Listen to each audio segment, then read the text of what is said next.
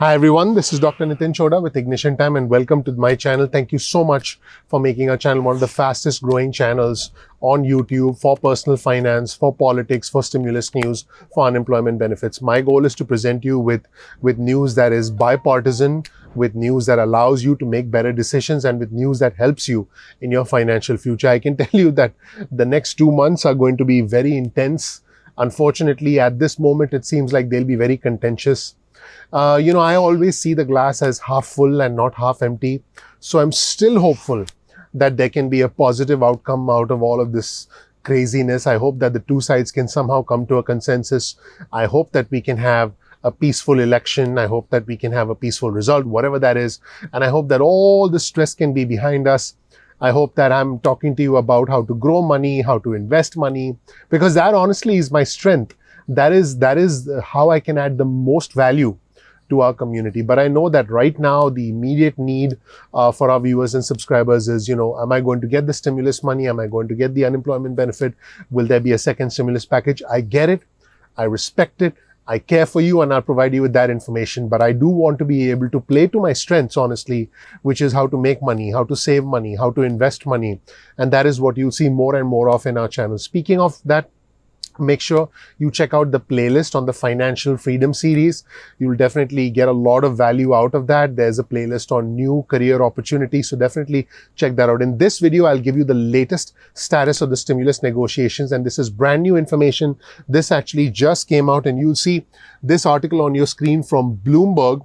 House Speaker Pelosi wants the White House to offer more on stimulus for a deal. So the Speaker and Mnuchin, the good news is, are talking right now, but the two sides still remain $1 trillion apart on a relief plan. So House Speaker Pelosi said the White House will have to agree to I quote, much more spending for a fresh round of stimulus if there is any hope of striking a deal before the election. House Speaker Pelosi did speak with U.S. Treasury Secretary Steven Mnuchin, and she spoke with him on Sunday and plans to discuss the stimulus with him again today, Monday. And she held out hopes that they can still find a way to bridge the $1 trillion gap that exists between both sides. And House Speaker Pelosi said this today on MSNBC, I quote, "We can get this done." And she emphasized that more money is needed to combat the pandemic, safely open schools and businesses, and help individuals hurt by the recession.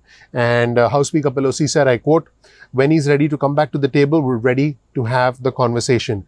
But he has to come back with much more money to get the job done." Now, I just want to be clear, both sides have been at an impasse since August. And, we're running out of time because the November 3rd election is around the corner. House Speaker Pelosi has been insisting that the White House agree to at least $2.2 trillion in new aid, including funds for cash-strapped state and local governments and $600 per week in state unemployment benefits. But the Democratic demands now stand at $2.4 trillion. And House Speaker Pelosi talked about a new proffer. Now, I just want to be clear about what a proffer is. A proffer is basically a proposal or an offer. It's essentially an offer made before any formal negotiations. So that is what a proffer means.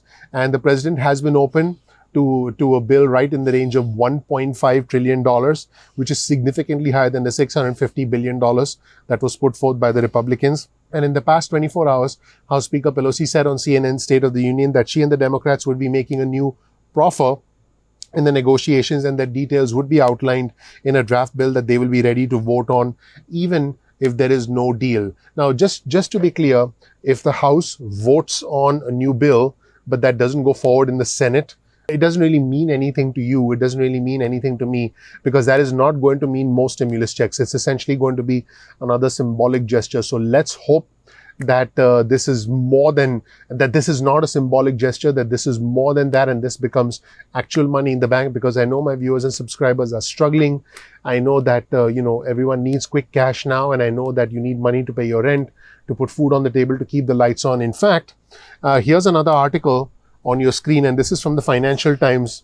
And you can see that the article says a vast majority of Americans want more economic aid to offset this pandemic. And in a survey that was reported on the Economic Times, voters blame both sides, both Republicans and Democrats, equally for the stimulus stalemate. So according to this article, which you'll see on your screen right now, Americans are growing more and more pessimistic about the US economic rebound, with almost 90% saying Washington needs to pass a new stimulus package to mitigate the fallout from the pandemic. In fact, this was a monthly survey which was conducted by the Financial Times, and this found that 60% of Americans believe the outbreak, which has killed 200,000 people in our country right now, is either staying the same or getting better in their local communities.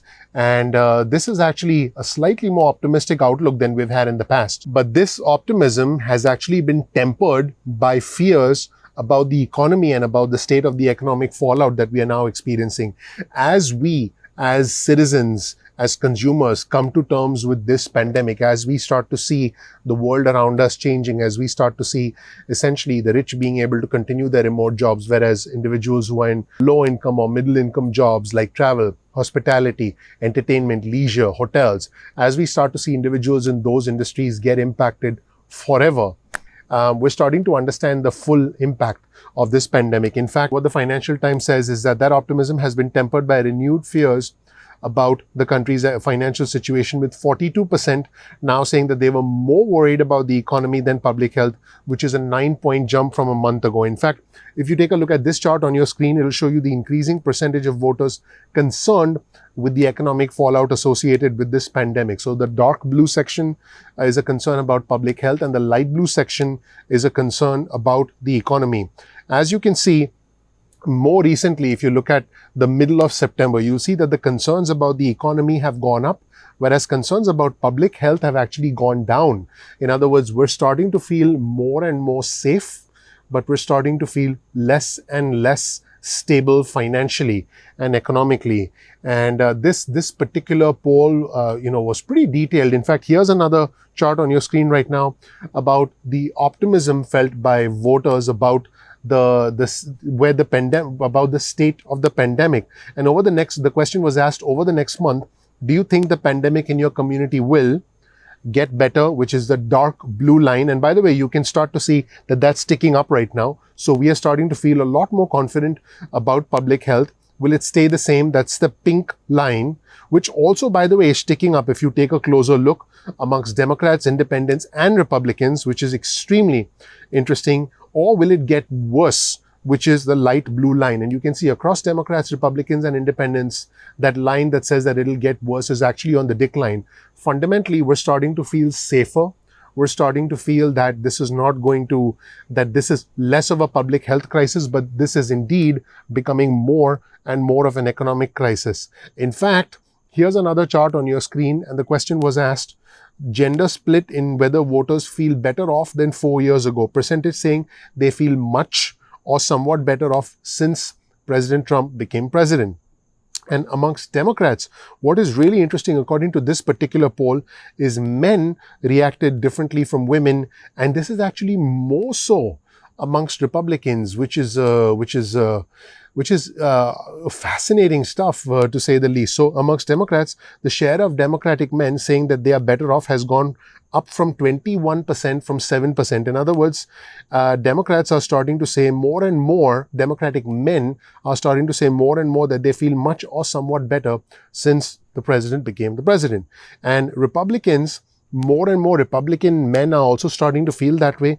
But Republican women, on the other hand, 52% of Republican women say they are better off, the lowest number since October last year. So women are starting to feel a different way. Let me know what you think of this data. It's pretty fascinating data from the Financial Times. Now, I do want to highlight something that you didn't see in the charts, and the Financial Times reports that voter anger targeting both sides of the aisle was present. 39% said Democrats and Republicans were, I quote, equally responsible for the failure to pass additional economic aid. But one thing is for sure, this data suggests that both sides are going to face new challenges they had never encountered before heading into the elections. And that is where things stand right now. Let me know what you think about this data.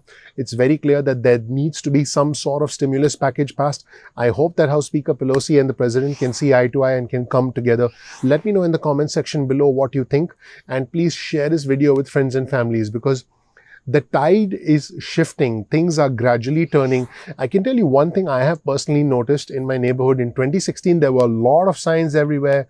There were signs for Hillary Clinton. There were signs for President Trump. But I'm noticing now I'm not seeing a lot of signs. I'm not seeing a lot of signs for either side. I don't know why that is. I mean, I guess it could be because, I guess people don't want to get into arguments with each other because we're in such a massively divisive climate. Let me know if you're noticing this as well. I'm personally not seeing as many signs as I did before, and let me know if this is something you've noticed.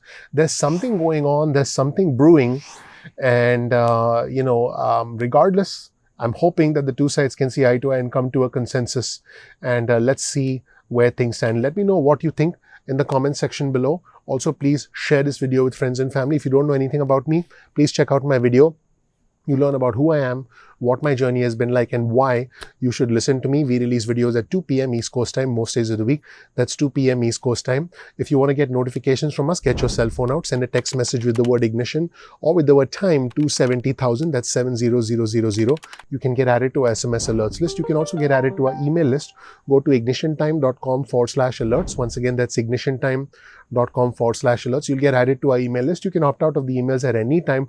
No worries. Follow us on Instagram. We release exclusive content on Instagram. Our Instagram handle is ignition_time. Exclusive content for our Instagram followers. Also follow us on Twitter. Our Twitter handle is also ignition_time. That's ignition_time. You can get breaking news and alerts from us on Twitter. Bookmark our YouTube channel, which is youtube.com/ignition time. Again, that's youtube.com/ignition time, because that way you don't have to depend on YouTube's notifications and you can check out our homepage to get all the updates you want. Again, we release videos at 2 p.m. East Coast time most days of the week. I'm so excited to have you as part of our community. If you're not a member of our community yet, please subscribe. Please enable notifications. If you learn something new, please click like. That's your vote of confidence in us. We put a lot of hard work into these videos. I appreciate you watching. I'll see you in the next episode of Ignition Time. Thanks. Bye.